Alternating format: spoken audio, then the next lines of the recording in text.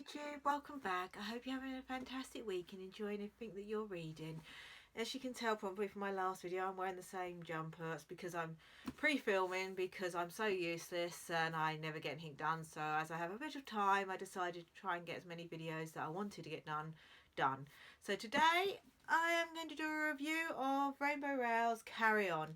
This book had me in stitches. It really did. For the first probably half of the book, I couldn't work out if it was a parody of Harry Potter and if she loved Harry Potter or hated Harry Potter. So basically, the premise of this book, if you don't know, it follows a boy who is the chosen one. He is in a magical world. He has the most powers. He's supposed to save the magical world. And he has his roommate who he absolutely hates, who he believes to be a vampire. And it's his story and how he saves the world and all of that. And yeah, I spent the first half of this book not sure where it was going, whether I liked it. I like Rainbow Rowell's writing style. I must admit that pulled me in straight away. She has a great writing style. But I found, especially the first half of the book, I felt like I was starting a series halfway through the series. Like if you picked up Harry Potter and the Goblet of Fire, and obviously it talks about the past books and past things that Harry's done, and you're like, huh? I found that a lot in this book. It would talk about how he fought was it a chimera? I can't know. It wasn't a chimera. It was something else. And how he had been attacked by a dragon and how his roommate Baz had tried to kill him. And it spent the first probably 200 pages of this book saying about his past exploits and things like that we don't get to see. We just get to hear about. You don't get to see. You get to know that he obviously survived these because he's here, but you don't get to know how he ended up in that situation where he had to fight this magical creature or anything like that. You don't get to see the build up to it or anything like that. So I did feel for the first half of the book that I was halfway through a series and I picked up the middle book and I was trying to catch up. So I didn't enjoy that much. And as I say, most of the magic in this is from the non-magical worlds.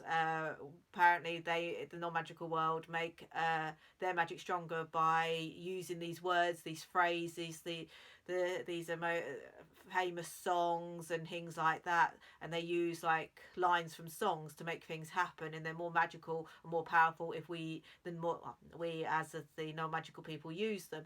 That made me laugh. And I like the Hagrid character in this. I'm sorry, I know people say, oh, you shouldn't make comparisons, but I did, because I'd heard that it was like her version of the chosen one. It was her version of Harry Potter. I don't know if that's true. I've not read anything about Rainbow Rowell and her reasonings behind this book or her influences behind this book or anything like that, but I'd heard a lot, so I went in with a lot of those expectations, which probably shouldn't have done, but it did make me giggle. There was like this character that it's a woman character, and she's a goat herder, and now and again she would talk normally like proper full English, and then she'd start shortening down her words, dropping vowels, dropping consonants and things like that, and it was very much, it reminded me of Hagrid, and I don't know, it just made me laugh. And I say I wasn't too sure I was enjoying the story and where it was going, but I like Rainbow Rowell's writing, so I carried on. But once Baz got into it, and once you started to get to see Simon and Baz's dynamics, it took on a role of its own. I completely forgot that it had anything to it had been kind of likened to Harry Potter or anything like that. I kind of completely forgot about that, and I really got invested in Simon and Baz's romance and their life and where they were going, and I loved it. It was brilliant, and yeah, it was really worth it. As I say, for the first half I was a little bit like, I'm not sure if I'm going to put this down, but Rainbow Rowell's writing style kept me invested in the book, and the way she just did everything. And then I say once Baz came into the story, I got really invested in the story, really invested in where it was going and the characters. And I know that I've already got the second one, and I know that there's a third one been announced. So really looking forward to seeing where Simon and Baz go. And yeah, absolutely loved it. If you have been worried about picking up because it's like fan fiction Harry Potter, at the beginning, I thought it did seem like a Mickey Taker parody of Harry Potter and all of that and her take on it.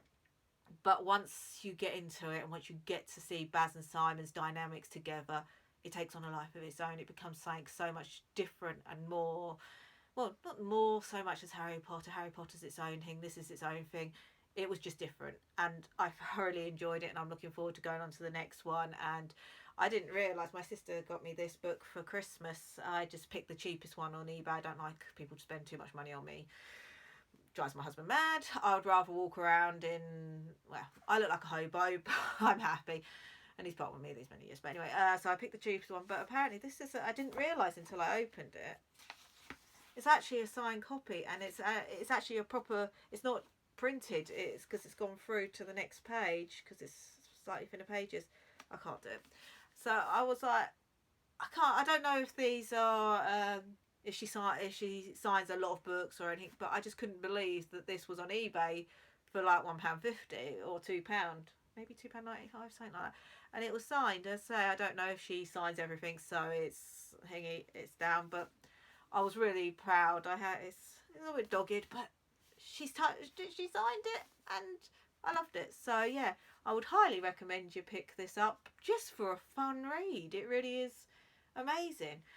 And also, there's a little thing that I've decided, it's my thing and thing, but you know, I do my chip cup to do my books of get them off my shelves by the end of the year. I pick 12 books. I've got to read one each month so that they are off my shelves. Well, I picked The Hero of Ages, and I don't feel good. I've got a cold, I look crap, I feel crap, and a lot's been going on in my life at the moment, and I'm just not in the place to read such a big chunk. And you really need to be invested, because Brandon Sanderson, he does spend a lot of time on building worlds, magic systems, religions, characters, political intrigue. He does, and you really need to give it that much time. So I'm going to be very naughty, and right here, right now, put that back into my chip cup and pick another one out, because I just can't. It makes me tired, and I'm so tired. And I just, yeah, I want to put it back in so that I will end up reading it, and I want to pick another one out. A bit cheeky and naughty of me, but I'm still going to read one of my 12 books that needs to get off the shelf by the end of the year. So yeah, so I'm going to do that now. So here's my little chip. I got him from Disney. I miss Disney. I want to work. That's one of my things that I would love to do. Maybe if I actually do get loads of subscribers one day, I'll do a Q&A or tell you my dreams. But I'll tell you one of my little dreams now. When Kitty's older, once she's finished school, university and everything like that, I want to work in Disney. I really do. I don't care if I end up working as just a cleaner in one of their hotels. Couldn't care less, but I want to work for Disney. There is the one job that I would love to do, and that is the fairy godmother in training at a Biffy Botti boutique. I've watched my daughter go through doing that, and I love it. I love the whole makeup and nails thing. I like doing it for other people, not myself, obviously, because frankly, I have a face like Play-Doh, and the more makeup I put on, the more of a clown that I look. My sister did makeup professionally for years. She did me up, and I just look like a clown. Makeup don't look good on me, but I enjoy doing makeup, and I enjoy doing that. And the whole seeing the kids get excited about becoming a princess. I've watched my daughter do it, and that would be the job. I'd love to be able to be a big kid and watch these little girls and boys dress up as their favourite princes and princesses, and make their day, make their holiday better, and enjoy their families having a fantastic time. That I would love to do, just to be able to spread the magic and spread the fun like my daughter has had by all the lovely fairy godmothers in training throughout the years that she's gone. I appreciate them so much. They've made our holiday so much better, so much more fun, and they've really made the magic even more amazing, and I just would love to be able to do that. So that's one of my little dreams. But anyway, complete tangent and off on my own. I do this, I jabber away, and let's just pick one. Okay, let's give them a I have stuff at the bottom of this one fell out, so this one wants to be picked. I'm just gonna put this one down. Right, what have I got? A long sleep. So I've only literally just put that on my thing. So basically it's about a girl who's in a cryogenic sleep. She wakes up something like 60 odd years later, 62 years later. The world's changed. They think she's some sort of lost princess or something that's going to save their world. And yeah, So it's a nice easy read. I think it'll flow quite well. So I'm going to change this out and I'm going to put Brandon Sanderson's book back in because I'm just not in the right place. And February is a shorter month. So, oh, and this is by somebody called Anna Sheehan. I don't know of her. I picked this up at the library. I think it might have been a library sale or a charity shop sale about 5-6 years ago. Sorry, I've got hair on my nose itchy. So yes, so I'm going to swap that out and I'm going to put, I think I still got it here. Here it is, Hero of Ages is going back in because, yeah, my little game, and I do reading for fun, so if I'm not in the right place for it, there's just no point. So yeah, brilliant. Anyway, have a fantastic rest of your day, week, month, year, everything. I hope you have a fantastic time and enjoy all your reading and everything that you're doing. Okay.